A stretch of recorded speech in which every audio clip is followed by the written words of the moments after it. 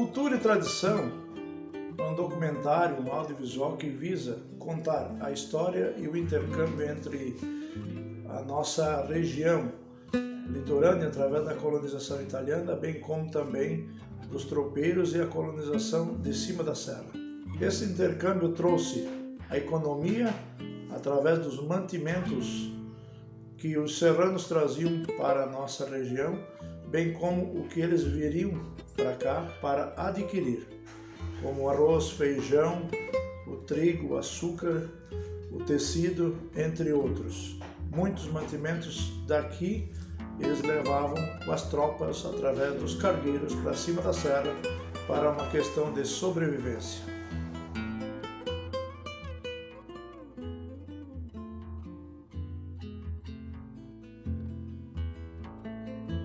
E eu ajudava o pai na venda e trabalhava, e tive o privilégio de trabalhar muito tempo com os tropeiros, trabalhando, ajudando a carregar as broacas.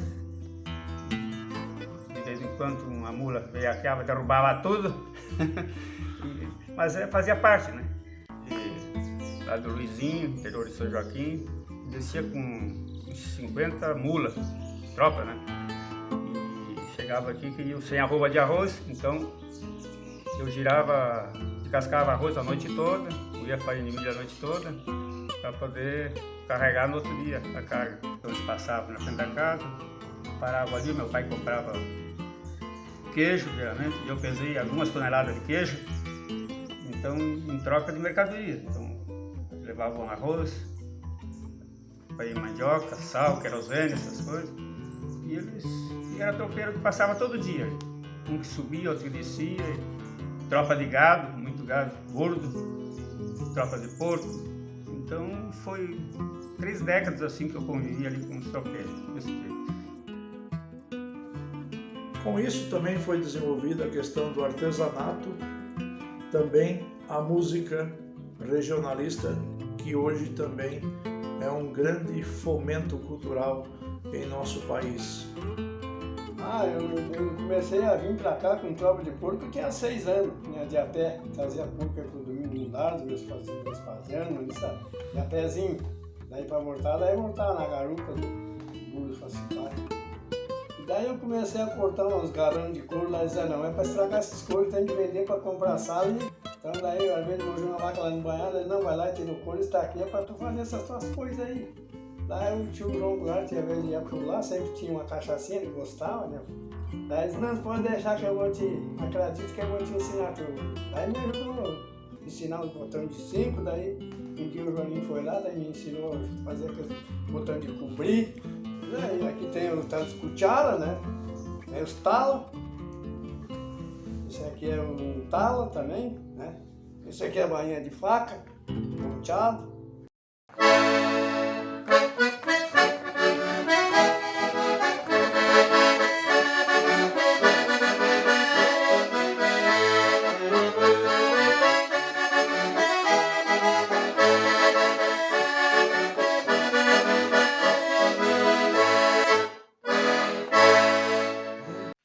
No início da colonização, em 1891, aqui em Nova Veneza, já existia resquícios e um caminho a percorrer, que era através da Serra de Nova Veneza, denominada Serra de Veneza.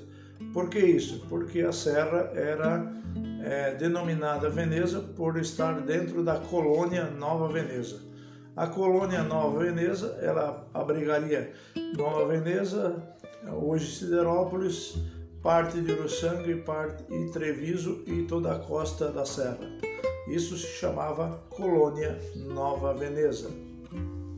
Então daí eles traziam tropa aqui e eu carregava o gado de noite aqui, né, era com o Agostinho, que era o motorista que puxava. A minha vida foi essa, eles chegavam aqui, entregavam o gado e eu trazia, botava o ponteiro ali, eu levava, botava na mangueira e ajudava a carregar, era de folha. E quando, de vez em quando, eu ajudava o Amantino puxar gado também, muitas vezes. Então era de lá do Timbé, aqui Laurumilhe, Tubarão, e tinha esses outros açougueirinhos que carneavam também, tudo, o gado descia tudo aqui. Uma vez nós trouxemos lá da capela, com o tempo, com o José Faustino, e então nós pegamos da capela para lá 150 boi e viemos para essas costeiras de serra, trouxemos e descemos aqui.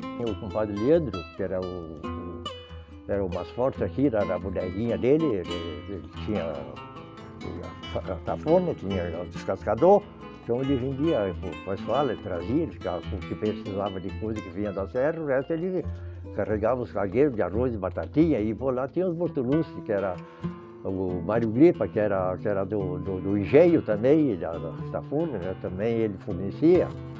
Antigamente ela foi, chamava a Serra de Nova Veneza, né? Porque naquele tempo o comércio era para Veneza, porque tinha o Bortolussi que tinha a fábrica de porco, né? Então os porcos desciam tudo aqui, e depois essa serra aqui foi aberta por um senhor de Veneza. Aquele... Tem boi, tem porco. A tropa de porco era uma coisa que deixava a gente muito nervoso. Eu, quando era o dia de sair de lá com esses porcos, e eu ficava no nervo, que era uma coisa medonha, porque não era só porco manso, era porco de mato, porco que tinha que sair na corda e tal. Teve a ocasião que nós saímos, deixávamos na casa que amanheceu o dia do cacetário agora, deixava tudo ali para no outro dia sair, que era Campo Limpo. E tinha uma porção que tinha que sair com aquelas cordas lá, do focinho. E escapou, perdemos tudo, tivemos que esperar mais 8 dias para depois poder pegar, para depois descer a serra. Eu me lembro uma vez que eu disse, vendemos porco para o Armando Bortolotto, e ele, quando estava lá em casa, ele estava bem despreocupado, né? Quando chegamos ali, que entreguemos os porcos para ele, o Virgílio sabe, e esse homem ficou nervoso. Vai escapar tudo, esses porcos. Não, agora pode escapar agora, são teus. Eu, de vez em quando, eu falo com alguém e fico pensando, se fosse hoje em dia, uma pessoa começar a vida, como o falecido meu pai começou lá naquele sítio, eu acho que o cara desistia e pedia para sair e ir embora, porque ele não ia resistir. Naquela época, o que se usava para tratar porco, para engordar mesmo, era batata doce e milho.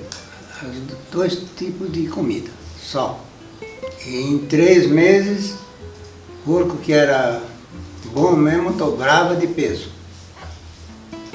No começo, não existia frigorífico ou matador, né? Porque se matava em qualquer chão. Aí era engordar os porcos, matava, salgava e colocava tudo em balaio de taquara, forrado com um caeté por dentro, e depois era tapado, já feito uma tampa de taquara também, já feito junto, né? Botava no carro de boi aqui, ia até Pedras Grandes, não parava, era dia e noite andando. Se juntava aí 8, 10, 15 carros e levavam até as ferramentas. Se quebrava um eixo na estrada, tinha que fazer, tinha que se virar. Chegar com essa carne em Pedras Grandes. Lá embarcava no trem e ia para o Rio de Janeiro. Através desse intercâmbio cultural vem também a expressão e a união das famílias serranas com as famílias italianas. Hoje podemos observar que a nossa cidade tem muitas famílias que se uniram através do matrimônio com famílias da serra ou vice-versa. Então hoje nós somos um povo irmanados, com certeza. Não existia médico ali em cima da serra. Então o mais próximo seria aqui em Nova Veneza. Então a minha mãe vinha de lá para ganhar aqui em Nova Veneza, que tinha o hospital, tinha um médico, o Dr. Tírio Gurini, que fazia isso aí. Então o falecido pai fazia antes do parto, uns 10, 15 dias antes, vinha aí para fazer um pré-natal, alguma coisa, para poder ser atendido e com segurança, né? Nesses 9 meses ele nunca tinha, bem dizer, visto a mãe, né? Isso que a mãe descia com a serra, a cavalo, e ainda talvez com outro no colo, né? Vamos conversar agora com o Fernando Pereira. O Fernando, ele é neto e bisneto de tropeiro, dos velhos tropeiros que tropeavam porco de cima da serra, que desciam. Então, estamos aqui com um campeiro legítimo. Na verdade, meu avô conta bastante causa, né? Que eles desciam com os porcos, a manada de gado e coisa lá. E que eles costuravam os olhos dos porcos e desciam a porcada chucra. E o meu avô era tropeiro, o meu bisavô, acho que o senhor conhece, o Toninho Pote. Conhecia o Toninho? Morava em cima na boca da serra lá, e tropeava direto. Era ele que sabia o trajeto para descer a serra. O Romário é um rapaz que hoje ele cultiva a tradição através dos seus pais, dos seus avós, porque o avô dele, o seu Dário Cúnico, foi um dos maiores tropeiros dessa serra. Mas o Romário é fruto da mistura genética entre o povo lá de cima e o povo aqui de baixo. Ele tem sangue de serrano com italiano. É um orgulho muito grande aí saber que meu avô, meu pai tocaram muito boi aí para baixo. E é gratificante, é a minha primeira vez que desci a serra. Se Deus quiser, quero continuar essa tradição. Que se Deus me iluminar, passar para meus guri, que dê tudo certo. E é isso aí. Meu avô é uma lenda, na verdade. Meu avô conta muita história dessa serra. Meu pai também conta muita história, que passou muito trabalho nessa serra, sempre diz para se cuidar muito. E é isso aí. Tenho orgulho da minha família. Com o progresso da economia e da cultura, vem também a questão do tiro de laço. Através dos tropeiros, também desceu para cá, para o litoral, o rodeio, ou seja, primeiramente os torneios de laço, depois, posteriormente, os rodeios. Então, quando eu vim para Nova Veneza, eu já vim com 11 anos para estudar o terceiro ano do primeiro grau. Desde os 13 anos eu comecei a andar a cavalo e lutar com ele e acabei ficando naquilo até os 30 anos. Aí eu lembro que eu vim algumas vezes com meu pai com uma cargueirada buscar mantimento. A gente pousava aí nos farinheiros, pousava muito no Poçamaio. E ia num dia, carregava, quando era no outro dia eu voltava com as mulas carregadas. Eu vinha na frente de madrinheiro, daí tinha uma égua madrinha para puxar a tropa e ele vinha atrás. Meu pai trazia sempre queijo, charque.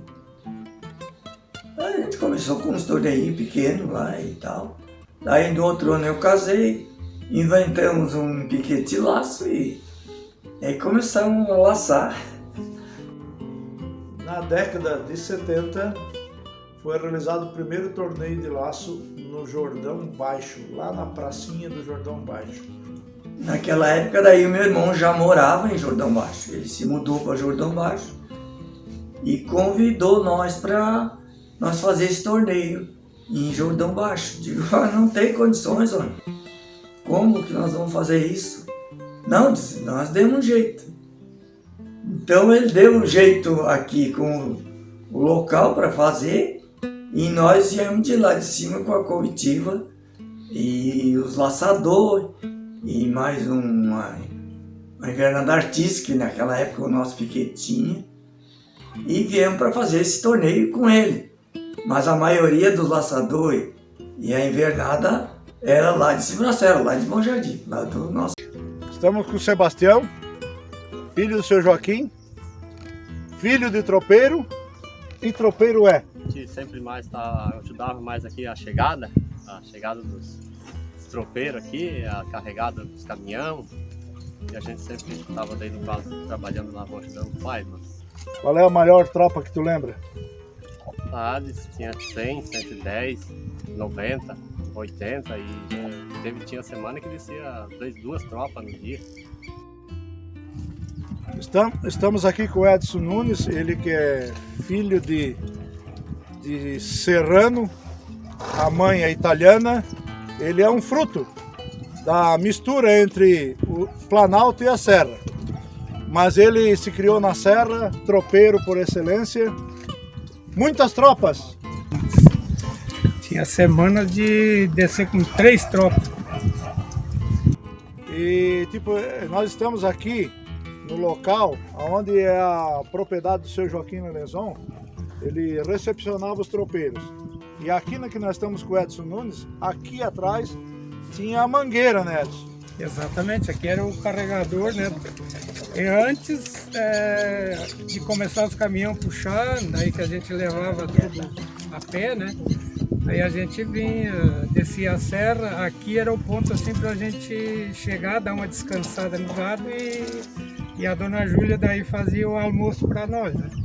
Aí depois daí descansava, quando era ali por umas 5, 6 horas da tarde, a gente saía daqui para chegar em Nova Veneza, no Frigonião, já lá por umas 10, 11 horas, que daí não tinha ninguém na rua, né, para a gente conseguir entrar lá dentro com o gado. Aí depois, com o passar do tempo, daí foi feito o carregador aqui, a mangueira para os caminhões, né, daí começou a ficar muito difícil, problemático daí para entrar com gado lá na cidade, daí foi passado para puxar daqui. Estamos aqui com o Joaquim Jonas Lorenzon, filho do seu Joaquim, que também tem o espírito de tropeiro. Então, começando que a minha infância foi baseada então no lombo de cavalo. Eu tenho lembranças de piar, muito pequeno, deveria ter 3, 4 anos de idade. Creio que eu já subi essa serra de a cavalo. E depois eu cresci um pouquinho e comecei a tropear com o pai, mas ainda guri. O pai apertava bem a encilha da égua petiça e eu descia a serra na frente das tropas.